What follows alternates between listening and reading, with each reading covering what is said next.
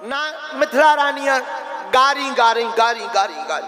अब पंगत बैठी तो पंगत को बारात में क्या परोसा जरा देखना, दाल भात, पहले दाल भात। अच्छा ये अद्भुत बात है, ये जितने भी यहाँ पर लोग बैठे हैं बहुत गंभीर बात है ये।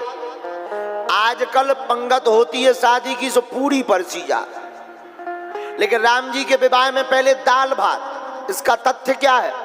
दाल भात इसलिए परसे गए क्योंकि ये दोनों मिलाकर खाए जाते हैं।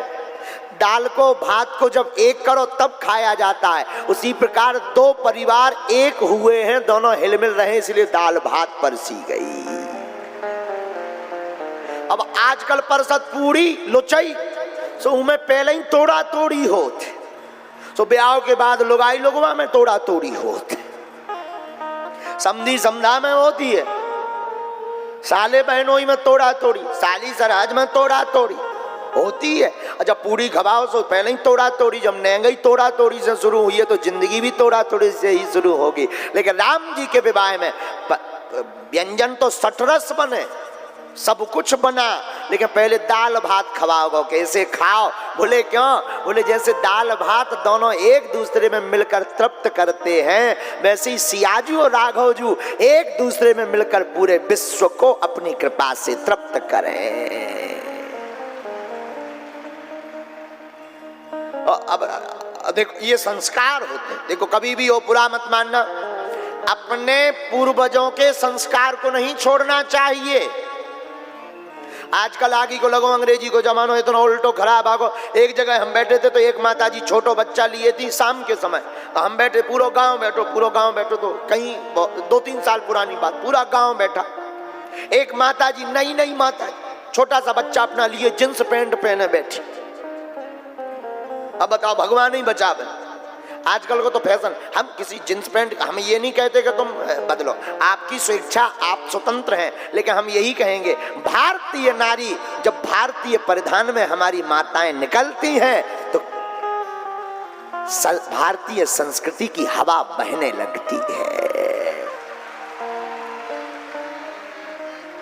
अंग्रेजी पैटर्न में जब निकलती, हमें तो कई बार टेंशन हो जाता। हम जब छोटे से थे तो हमारी, आज भी हम कई बार जब घर पे जाते हैं तो भोजन करते हैं 5-6 महीने में तो जाने मिलता है, क्योंकि वहीं गांव के गांव में है, लेकिन इतनी सेवा रहती है कि दिन न रात फंसे रहते हैं। हमें कई बार दुख भी होता, लेकिन आज भी कई बार जब 6-7 महीने में माता जी के पास जाते हैं, कुछ खाते हैं तो रूमाल तो हमारी जेब में कभी रहते ही नहीं।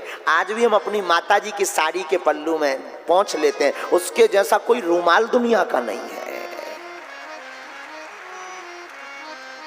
हमारे जितने पागल हैं, हमारे परिवारजन, आप लोग बढ़िया टावल दे जाते हो, हजारों रुपए की बढ़िया टावल, गुरुजी आप इसका उपयोग करिएगा। आप, हम स्वीकार भी कर लेते हैं कि आपका भाव है, स्वीकार भी कर लेते हैं, लेकिन सच बतावें सबसे दुनिया में सबसे बढ़िया कीमती टावल माँ की साड़ी का पल्लू है।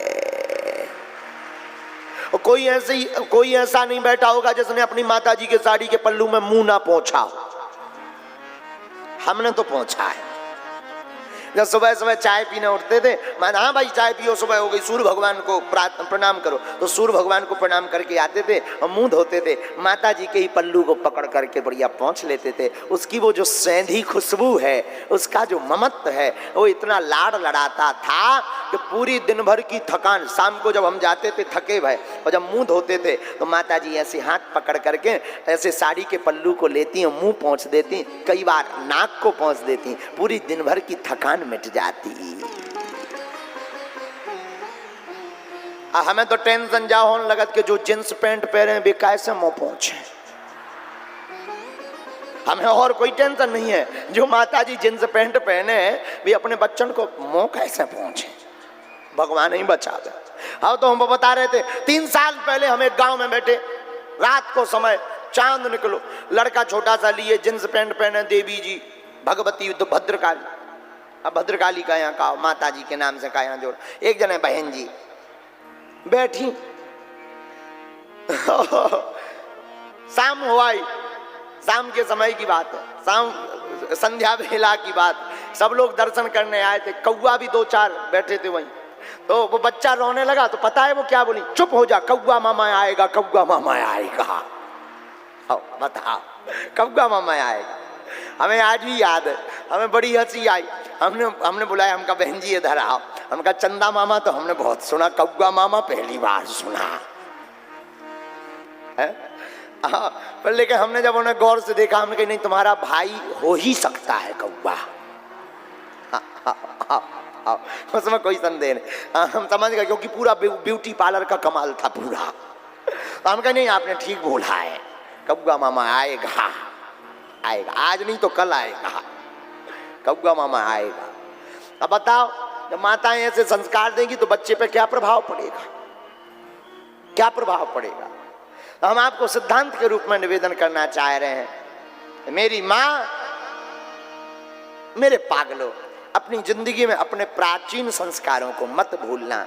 जो हमारी संस्कृति और संस्कार है, यही हमारी असली संपत्ति है। अंग्रेजी के चलन में हेलो हाय में तुम सीताराम कहना मत भूलना। अंग्रेजी की बैठन में तुम जमीन को पकड़ना मत भूलना। अंग्रेजी के रिश्ते नाते ब्रदर मदर फादर में माँ बाबू दद्दा दाई कहना मत भूलना। अंग्रेजी के स्वभाव में खाने पीने इडली डोसा चाउमीन चुंगी, इस चक्कर में तुम अपनी घर की जुंडी की रोटी चना की भाजी खाना मत भूलना। और क्षमा करना, हम माता, जितने भी माता पिता बैठे हैं, तुम्हारी बुद्धि में ये बात आ जाए तो तुम्हारी जिंदगी और तुम्हारे बच्चों की जिंदगी बन जाएगी। आज की हमारी कथा अगर तुम्हारे दिमाग में भर जाए तो कहना, अपने बच्चों को बचपन काल से ही मंदिर जाना प्रारंभ करवा दो, तुम्हारा बच्चा फिल्म थिएटर नहीं जाएगा। आज से ही प्रण करो, अपने बच्चों को प्रतिदिन शालिग्राम भगवान, गुरुजनों का, संतों का, गंगा का चरणामृत पान करवाना प्रारंभ कर दो। अपने बच्चों को प्रतिदिन उसकी महिमा बताना प्रारंभ कर दो, तुम्हारा बच्चा कलारी मदरा पान करने नहीं जाएगा। आज से ही प्रण करो, अपने बच्चे के हाथ में रोज सुबह उठने के बाद, बेटा हो या बेटी, उसके हाथ में भगवान के नाम की अगरबत्ती थमा दो, तुम्हारी बेटी और तुम्हारा बेटा सिगरेट नहीं पकड़ेगा। आज से ही जितने भी माता पिता बैठे हैं, आप अपने बच्चों को गीता, रामायण, भागवत, पुराण, वेद, स्वामी विवेकानंद, इन महापुरुषों की जीवनियां, अवधूत संतों की जीवनियां, श्री सन्यासी बाबा, इन सब संतों की जीवनियां पढ़ाना प्रारंभ कर दो। आपका बालक, आपकी बालिका कभी भी फिल्मों हीरो को हीरो नहीं मानेगी। भारत के वीर सपूत सैनिक, माता पिता और गुरु को असली हीरो मानेगी।